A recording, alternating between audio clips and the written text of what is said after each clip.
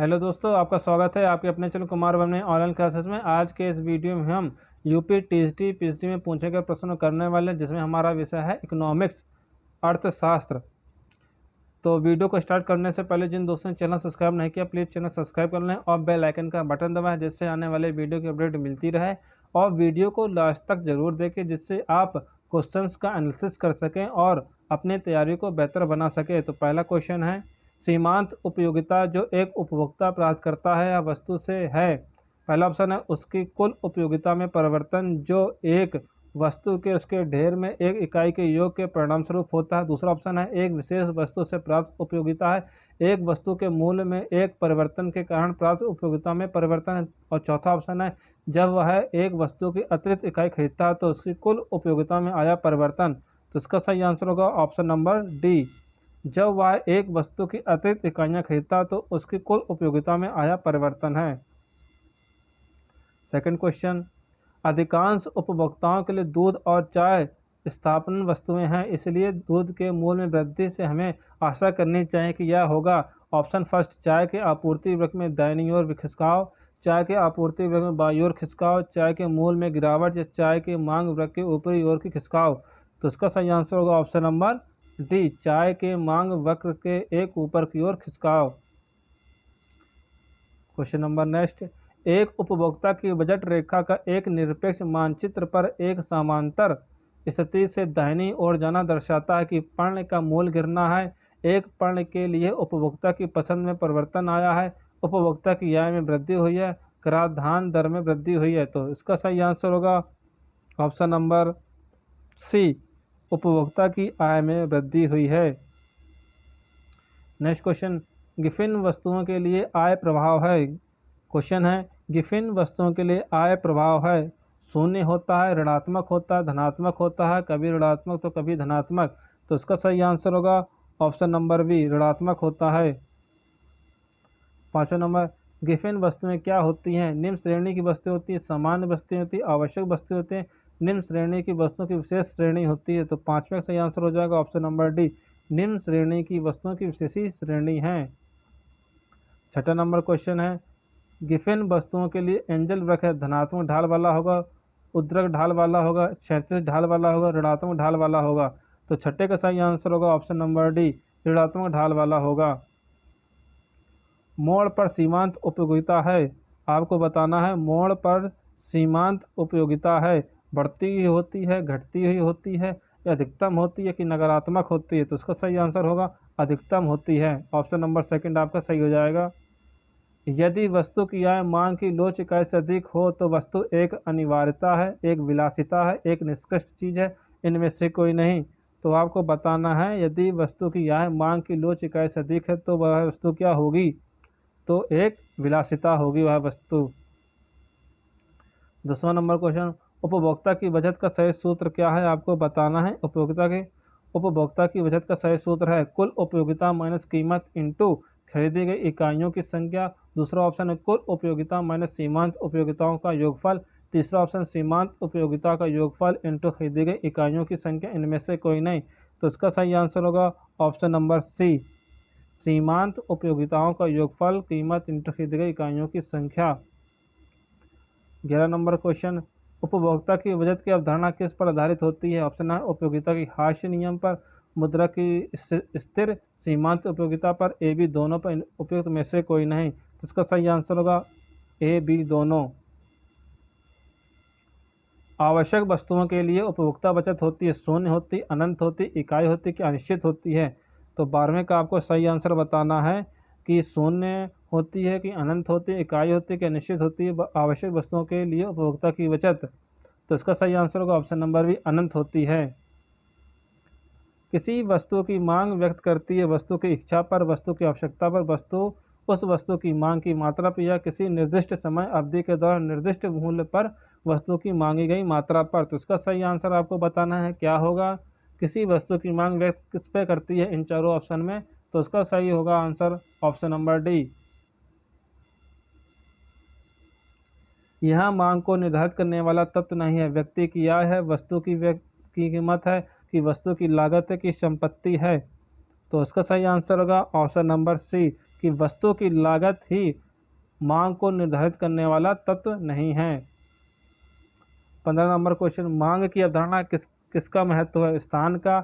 मांग की अवधारणा में किसका महत्व होता है ये आपको बताना है। स्थान का महत्व होता है कि समय का महत्व होता है कि कीमत का होता है कि उपयोग में तीनों का। तो इसका सही आंसर होगा ऑल ऑफ दी, सभी का होता है। वह अर्थशास्त्री जिन्होंने कीमत निर्धारण के समय तत्व को सम्मिलित किया था, कौन थे वो? AC पीगू थे क्या जॉन रॉबिन्सन थे कि A मार्शल थे कि PA सैमुअल्सन थे? तो इसका सही आंसर होगा आपको बताना है क्या होगा। तो 17वें नंबर का सही आंसर होगा option number C A marshal. किसी निम्नलिखित में से कौन सी विशेषता अनिदिमान वृक्क की विशेषता नहीं होती? अनिदिमान वृक्क आवश्यक रूप से एक दूसरे के समांतर होते हैं। अनिदिमान वृक्क एक दूसरे को काटते नहीं। अनिदिमान वृक्क मूल बिंदु की ओर उन्नतर होते हैं। अनिदिमान वृक्क की मूल बिंदु से दूरी अधिमानता क्रम को व्यक्त करती है। तो इसका सही आंसर होगा ऑप्शन नंबर फर्स्ट। अनिदिमान वृक्क आवश्यक रूप से एक दूसरे से समांतर होते हैं। ऑप्शन पहला आपका सही हो जाएगा। उपभोक्ता के मांग वृक्क को प्राप्त किया जा सकता है तटस्थ वृक्क के केंद्र से, तटस्थ वृक्क से कि लॉरेंज वृक्क से, आय उपभोग वृक्क से, कीमत उपभोग वक्र से। तो इसका सही आंसर होगा ऑप्शन नंबर डी, कीमत उपभोग वक्र से। नेक्स्ट क्वेश्चन, उस बिंदु पर उपभोक्ता साम्य होता है जब बजट रेखा एक उदासीन क्रम के ऊपर होती है, उदासीन वृक्क के नीचे होती है, उदासीन वृक्क की स्पर्श रेखा होती है, एक उदासीन वृक्क को काटती है। तो इसका सही आंसर होगा ऑप्शन नंबर सी, उदासीन वृक्क की स्पर्श रेखा होती है। कुल उपयोगिता अधिकतम होती है जब सीमांत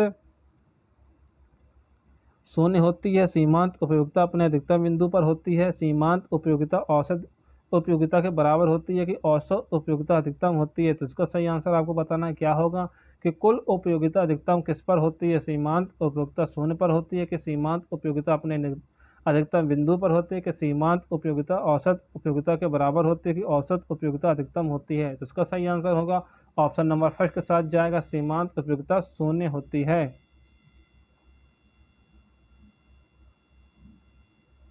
नेक्स्ट क्वेश्चन क्या कह रहा है, एक मांग रेखा पर ऊपर से नीचे की तरफ जाने की मांग लोच है, घट जाती है, बढ़ जाती है, अपरिवर्तित रहती है, कुछ निश्चित नहीं है। ऑप्शन फिर से सुनिए, घट जाती है, बढ़ती जाती है, अपरिवर्तित रहती है, कुछ निश्चित नहीं है। तो इसका सही आंसर है घटती जाती है।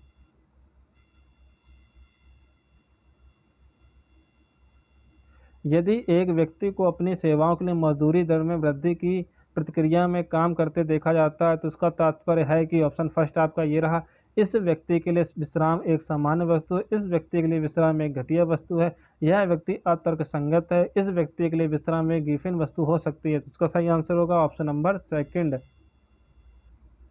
इस व्यक्ति के लिए विश्राम एक घटिया वस्तु है।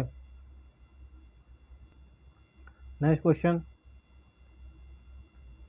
उपयोगिता एक मनोवैज्ञानिक विचार है, इसलिए इसकी गणनावाचक माप की जा सकती है, गणनावाचक माप नहीं की जा सकती है, क्रमवाचक माप नहीं की जा सकती है, तुलनात्मक माप के साथ गणनावाचक माप की जा सकती है। तो इसका सही आंसर होगा ऑप्शन नंबर बी, गणनावाचक माप नहीं की सकती है। उपभोक्ता व्यवहार सिद्धांत में अनिश्चितता के सिद्धांतों में अंतर्गत चयन के साथ निम्नलिखित में से किसका संबंध है? आपको बताना है। उपभोक्ता व्यवहार सिद्धांत में निश्चितता की दिशाओं में अंतर्गत चयन के साथ निम्नलिखित में किसका संबंध है? व्यक्त अधिमान उपागम का कि मार्शल का गणनांकीय उपागम का कि हिग्स एलन का अधिमान वक्र उपागम का? आपके ऑप्शन है फर्स्ट या सेकंड, सेकंड या थर्ड, फर्स्ट या थर्ड, या फर्स्ट सेकंड थर्ड तीनों। तो इसका सही आंसर होगा option number B, second third दोनों। आपको बताना है नेक्स्ट क्वेश्चन का आंसर, निम्नलिखित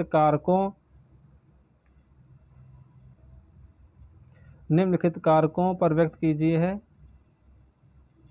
सॉरी, इसका आंसर पहला हो जाएगा, फर्स्ट एंड सेकंड दोनों, व्यक्त अधिमान उपागम का और मार्शल का गणनांकीय उपागम का।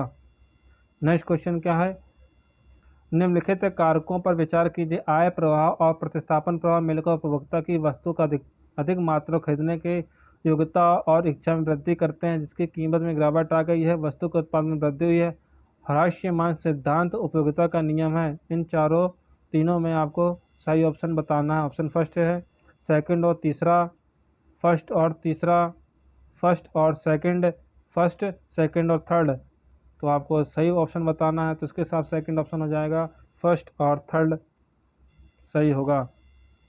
किसी वस्तु की सीमांत उपयोगिता का संबंध होता आवश्यकता की मात्रा से, आवश्यकता की तीव्रता से, कुल संतुष्टि से या संतुष्टि की सीमा से।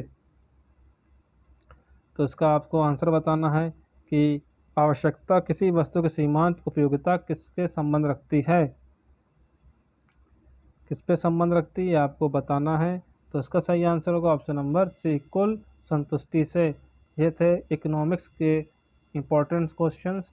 वीडियो अच्छी लगी हो तो लाइक शेयर ज़रूर करें और वीडियो देखने के लिए धन्यवाद।